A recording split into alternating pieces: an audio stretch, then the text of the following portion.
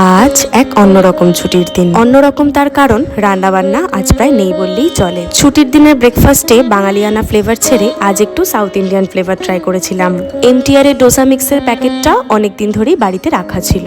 Try করার সময় দেখলাম ডোসার ব্যাটারটা বানানো সত্যি ভীষণ ইজি। প্যাকের পেছনে দেওয়া ইনস্ট্রাকশন ফলো করলে তোমরাও খুব ভালো করে ডোসার ব্যাটারটা বানাতে পারবে।